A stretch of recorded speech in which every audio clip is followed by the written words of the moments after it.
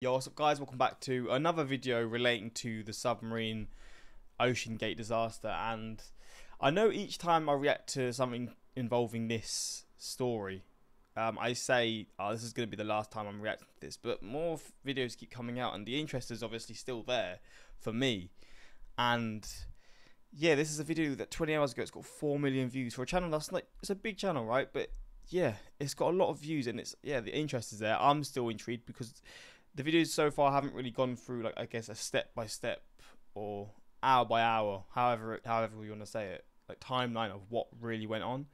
I feel like this one will probably do the best job of that. I'm not sure. I guess we're still not fully 100% up to date with what's actually happened. They're still looking into it and stuff. But yeah, we're going to check this out. Oceangate submarine disaster, what really happened. And yeah, let's jump into this. Links are in the description to my Patreon if you want to see some more of my reactions that I can't post to YouTube. But let's check this out and see what really happened. On June 18th, 2023, Titan, a submersible operated by Oceangate, went missing in the international waters in the North Atlantic Ocean off the coast of Newfoundland, Canada. The submersible was on a tourist expedition to view the wreckage of the RMS Titanic with 5 individuals on board, including the founder and CEO of Oceangate, Stockton Rush. Due to the estimated 3 days of oxygen supply, there was a huge rescue effort by the US Coast Guard and Canada's Coast Guard, which was unsuccessful until early on June 22nd, when evidence of the wreckage of the vessel started to emerge, leading to the tragic conclusion that the vessel imploded in the ocean depths and there were no survivors. As an engineer, I'm furious about what happened and the different shortcuts that were taken. We'll go through all of that today. So let's try to figure out exactly what happened and what we can learn from this. I'm Ricky, and this is 2-Bit Da Vinci.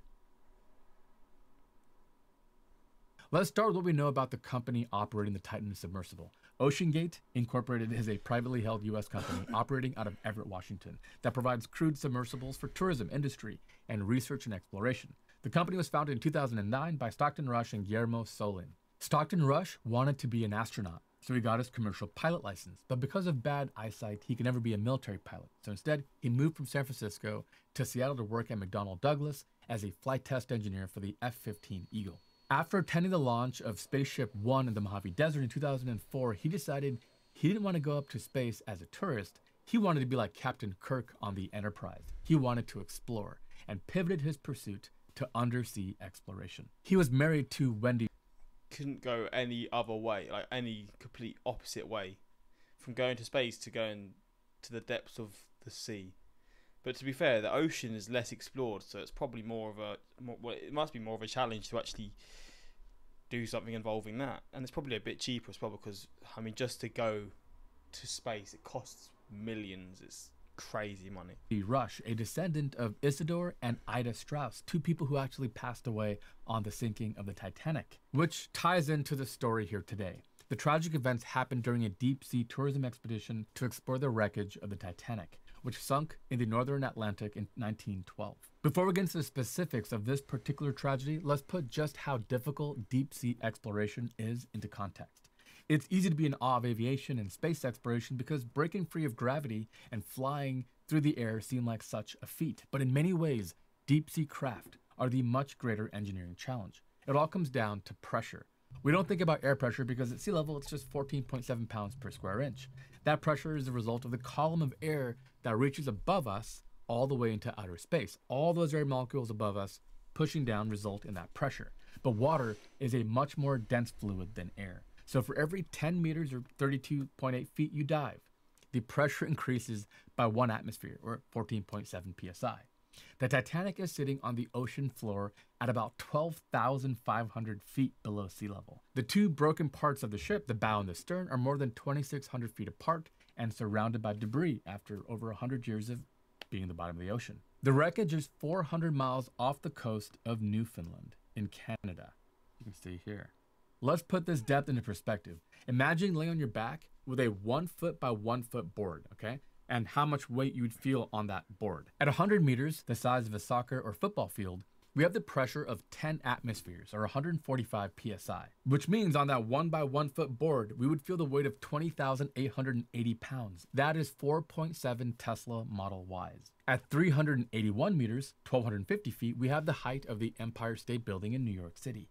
At this depth, we would feel 37.4 atmospheres of pressure, and that 1 by 1 foot board would feel the weight of 80,000 pounds. At 490 meters, we have the max dive depth of the C-class of U.S. Navy submarine. Here the max dive depth. This is the maximum, and this is only 490. Didn't it go to 12,000, 13,000, 12,000? Wow. Feel 48.5 atmospheres of pressure. That 1 by 1 foot board would feel the weight of 94,800 pounds. At 828 meters, we have the height of the Burj Khalifa. Here, we'd feel 82 atmospheres. That weight on the board would be 173,520 pounds. Now, this is around the same depth as the deepest diving submarine in operation today, the Oscar-class submarine in the Russian Navy. At 3,800 meters sits the wreckage of the Titanic. Here, the pressures are... Oh, 3,800, not 13,000. Oh, I'm getting feet and meters mixed up. 376 atmospheres. That 1 by 1 foot board on our chest would have the weight of 797,000 pounds. The Oceangate Titan was rated for a mass dive depth of about 4,000 meters. Now that might sound insane, but actually it's not even the record for the deepest human beings. Well, yeah, because there's been a sub that went to the bottom of the Mariana Trench, right? Have been. That honor goes to James Cameron and the Deep Sea Challenger built in Australia in 2012. The Deep Sea Challenger reached the deepest part of the Mariana Trench in the Pacific Ocean. See, I've got to look into this. How did they flipping manage to do this? After seeing what happened with this one, how the hell... I don't think I've even looked at this before. I've never looked into the footage of them going to the deepest point of the ocean. In the machine, I mean, I guess this is what it looks like, but to look at it like from like, an actual like video would be different, right? Ridiculous. The deepest point on Earth, at a mind-boggling 11,000 meters or 36,000 feet. Here, we'd feel 1,090 atmospheres of pressure, and that 1 by 1 foot board would have the weight of 2.3 million pounds on it. Compare that to the difference in pressure of an airplane at cruising altitude of 36,000 feet, where outside the pressure might be 3 psi, and on the inside, between 10 and 12. And that hopefully puts in perspective why more people have been to space than have been into the deepest parts of our oceans. Now let's talk about the red flags that plagued Oceangate from the get-go. By the way, Oceangate just sounds like a walking scandal ready to happen. First, the design limitations of the Titan required that the hatch be bolted down by 17 to 18 bolts from the outside. This means there's no way for the passengers inside to open the hatch. They'd have to rely on ground crews to open it. Now, this is understandable because these deep sea vessels have to be incredibly tight. They have to be very strong. The water seals have to hold, and that's all complicated. But I think this shows you why it's really important to have backup systems and have some sort of an explosive detonation cord you can pull to blow the hatch in the event that the craft surfaced and no one found it. And that was actually one of the fears early on, is that the vessel could actually surface and be at the surface somewhere along the Atlantic unfound and still die from suffocating. That's wild to think. You could still die from suffocation even when you're on the surface. Because they couldn't open the hatch and the air could run out. The Titan also didn't have GPS or other navigational instruments on board. And it didn't have a locator beacon either, like a black box on an aircraft. Most subs use GPS for near-surface navigation, which doesn't work in deeper waters. In deeper waters, they use dead reckoning course information obtained by the ship's gyro compass, measured speed, and estimates of local ocean currents. They also rely on inertial navigation systems, which is an estimated position source utilizing acceleration, deceleration, pitch, and roll from the computers that transmit this data. The Titan, in contrast, appeared to rely only on data provided by the surface support vessel. In 2019, Oceangate published a blog post explaining why the Titan was not certified by any ship authority, which is a huge red flag. Oceangate stated, "The vast majority of marine and aviation accidents are actually a result of operator error, not mechanical failure," and argued that classification focused solely on the physical state of the vessel and not the corporate actions, which are characterized as a constant committed effort and a focused corporate culture of maintaining high-level operational safety. That sounds like absolute bullshit to me. I'm sorry. Journalist David Progue, who rode on the Titan to view the Titanic in 2022, noted during his expedition, the surface support vessel lost track of the Titan for about 4 to 5 hours and mentioned that... Wait, this guy's been on it, so he's just lucky then. It could have been him in this situation. But yeah, they had situations where they lost contact before, but they were just lucky to find them in those other times when it happened. Adding a locator beacon was actually discussed during this event. They could still send short text to the sub, but they had no idea where it was. It was quiet and very tense, he says. And they shut off the ship's internet to keep us from tweeting. Oh my God, that is terrifying. And they've already known that this could happen. The craft was also controlled by a video game controller, which sounds like some cool Silicon Valley way of thinking, beanbag chairs and break rooms, but it's downright stupid. Military spec products go through incredible rigorous testing, making them safe in all operating environments. For example, as expensive as Apple's Vision Pro headset is at $3,500, it is downright cheap compared to the $400,000 that it costs to get a helmet for the F-35 fighter jet. And the reason why, well, lower volumes, of course, but also because they have to go through unbelievable vibration testings to make sure the wells will all hold up, make sure that the higher levels of radiation at 40 to 50,000 feet won't do any damage long term, and to make sure absolute reliability. Now let's talk about how we got to the Titan. Oceangate started by purchasing Antipodes, which is a submersible back in 2012, which was their first test bed for testing and learning about this entire endeavor. Next, they built Cyclops 1, which is in collaboration with University of Washington's Applied Physics Laboratory. And this was a deeper sea vessel capable of reaching a max depth of 500 meters. Still nowhere near deep enough for the Titanic, but this was their next step and their next iteration. In the early design, the hull was made of carbon fiber, and the whole submersible would dive vertically with pivoting seats to ensure the passengers remained upright. Now, it was said that Boeing worked with Oceangate and the University of Washington on their initial design analysis, but we'll get back to that in a second. Boeing?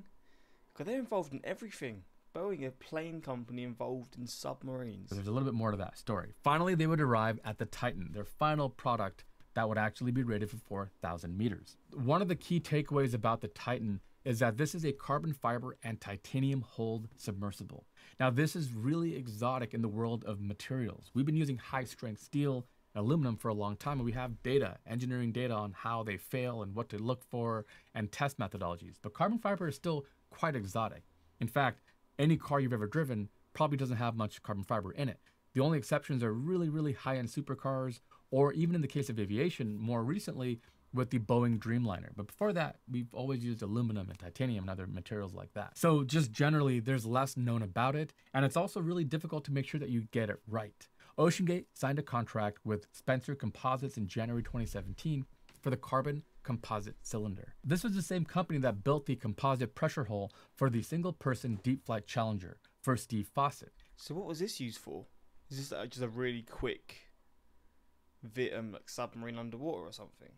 After Fossett passed away, Deep Flight Challenger was acquired by Richard Branson's Virgin Oceanic, which had announced plans to conduct a series of 5 dives to the deepest points of the ocean. But Deep Flight refused to endorse the plan, as the craft had been designed to dive only once. This is important. We'll get back to this in a second. In a statement, they said the problem is the strength of the Deep Flight Challenger does decrease after each dive.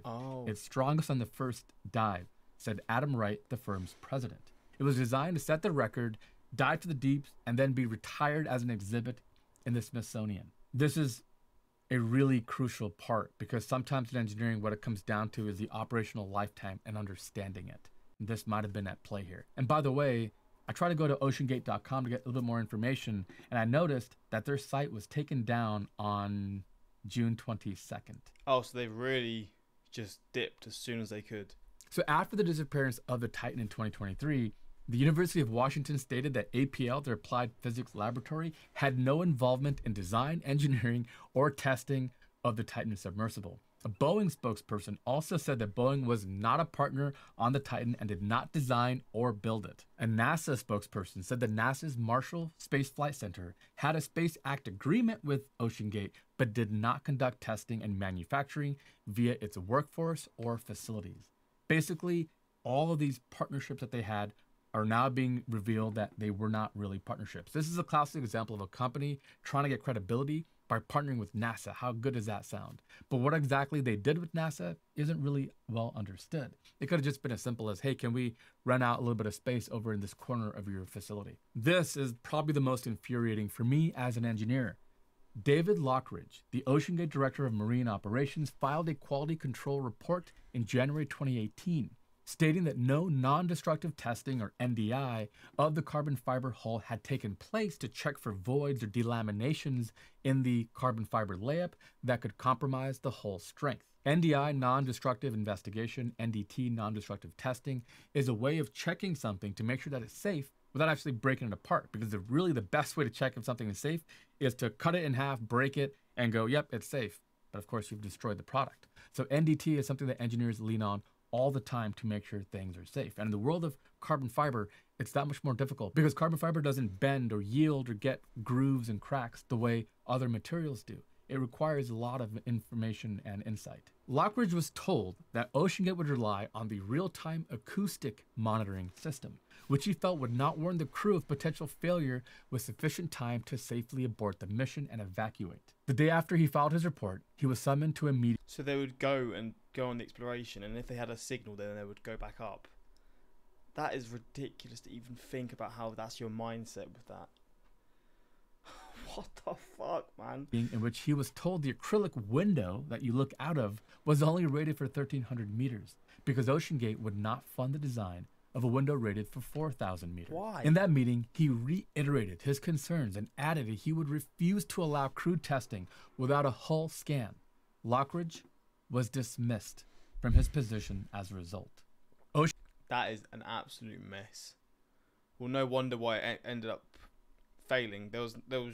It was just gonna happen. It was just a matter of time at this point because they were just putting people aside who didn't just rim this guy's ass, so they just allowed them to travel whatever without any safety checks or anything. Oceangate filed a lawsuit against Lockridge that June, accusing him of improperly sharing proprietary trade secrets and fraudulently manufacturing a reason to get rid of him. This suit was settled in November 2018. I'm sure it was all sealed off and we'll never know exactly what was agreed upon, but that is absolutely terrifying. During a human piloted descent on December 10th, 2018, Stockton Rush used the vertical thrusters to overcome unexpected positive buoyancy when descending past 10,000 feet. These submersibles are like a balloon with air inside, right? So it's hard for them to dive. And so they have different ways and ballast systems to be able to accomplish that. But for whatever reason, around 10,000 feet, he had to use vertical thrusters to continue his descent.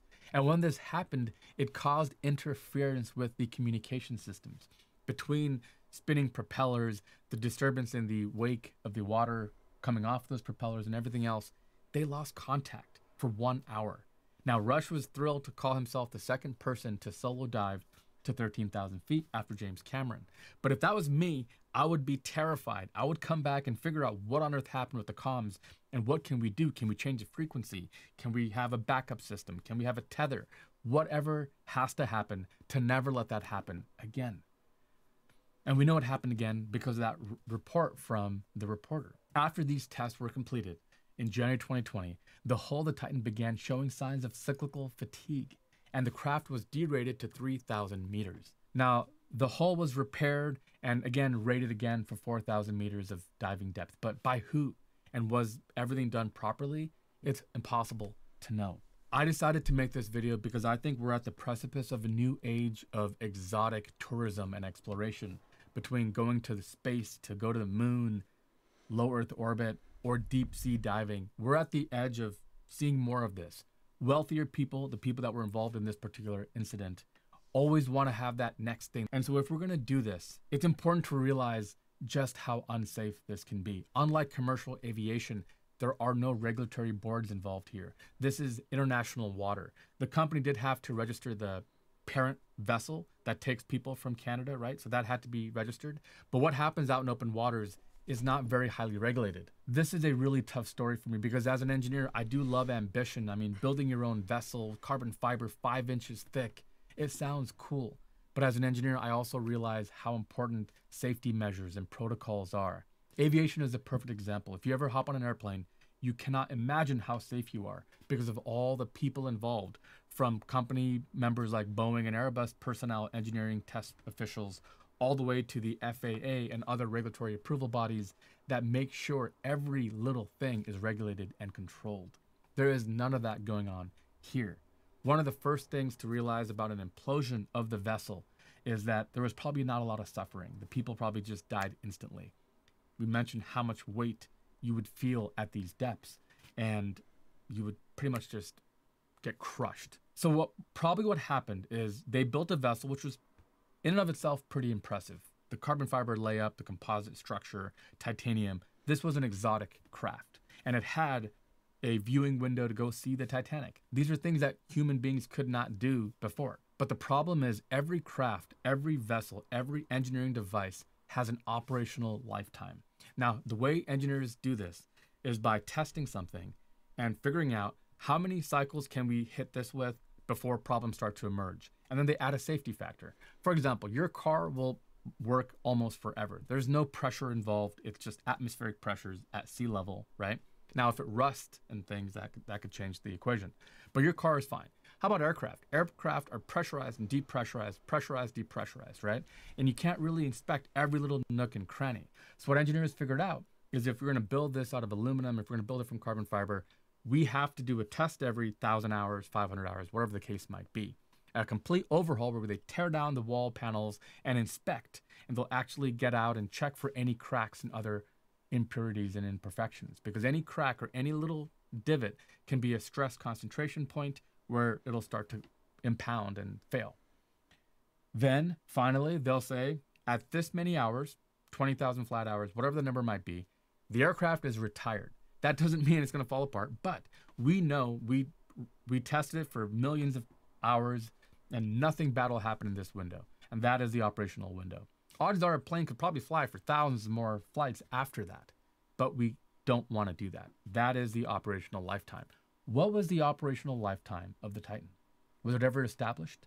They were not doing NDIs or NDTs, non-destructive testing, to see what was happening to the carbon fiber. Again, carbon fiber is a mesh weave that is laid in alternating patterns and then glued up. It is incredibly strong and incredibly impressive as an engineering material, but it's equally not as well studied. We have 100 years of history and experience with high strength steel and aluminum and other materials, but this is a new frontier. And that's why this is so important to cover.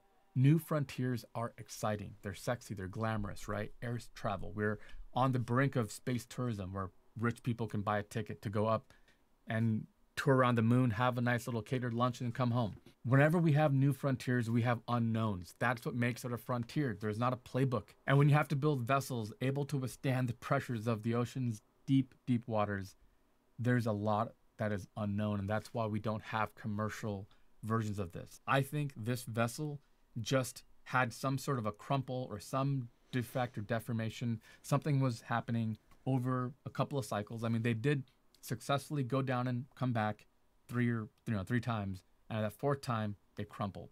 Honestly, I don't think any vessel that goes to the Mariana Trench or 12,000 feet in the Atlantic should have a life more than a couple of cycles. And I think what they were trying to do, I think Stockton Rush was trying to make these tickets affordable, right? Now, they started at $125,000, double that by the time these guys went on at $250,000. Right, $250,000 sounds like a ton of money. The real price for this probably should have been $1 million, 1.5. That allows you to replace the vessel every so often. Yeah, trying to cheapskate it. Oh God, it's fascinating to know that with going into the waters and going to deep depths in the waters, you should replace it a lot more. Because obviously, replacing aircraft you mentioned after what, like say 20,000 hours or something. Even if they think it could fly, there's just a limit.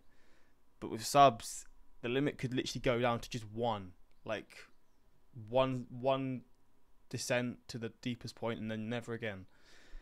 It's crazy to think that is the levels that we're talking about in terms of the pressure and all that sort of stuff, but it makes sense. And yeah, with this one, he seems to have just let it have the most minimal checks, and it was literally just a matter of time before it was going to end up failing, and this is the time it happened. Or to do complete disruptive testing to replace parts.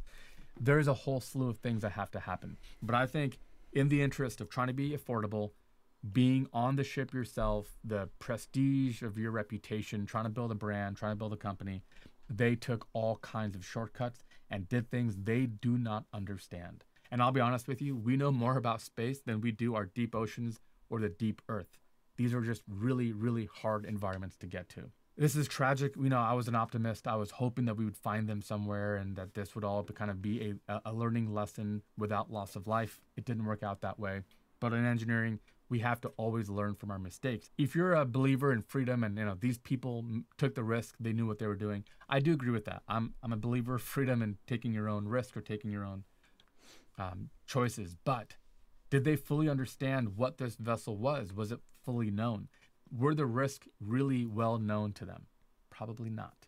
So those are things that we can try to improve upon. And maybe and the story about the Pakistani billionaire's son is so sad, man.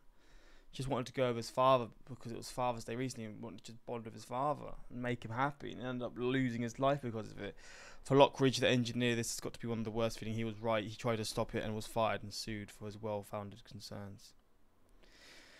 Hearing James Cameron say he knew it imploded on Monday, and so did the entire submersible community, was the saddest part because they all knew. Yeah, it's like the news just reported it just because they thought maybe we can get some interest in this, and obviously they did, which obviously means money for them. Like, people seem to have known, people that were important seem to have known what happened, other than the media who were just sharing it like they were unaware. The fact that it didn't have a surface radio beacon or bottom sonar beacon is astounding. The CEO really did cut corners. This cost him and his customers' lives. What other corners did he cut? What possessed him to use carbon fiber for the main hull? Yeah, it's a wild thing to happen. But yeah, this is another look into the mistakes that led up to it. And yeah, like you said, I guess this is how engineering is, right? You see the mistakes, no matter how devastating the mistakes are, and you learn from them to make sure they don't happen again. But yeah, this was wild. Let me know your thoughts, and until next time. Actually, have any of you people, I don't know the chances, have any of you been worked in submarines, whether it's for the military or whatever it is, whether it's building them or whatever? I'd really be interested in that. I don't know the chances, but let me know your thoughts. If you're an expert on this, let me know your thoughts, and maybe let me know what other things you want me to see related to this, because there's obviously top tier people, I guess, who are experts on this and will know a lot more than the general public. But yeah, let me know your thoughts, and until next time, peace.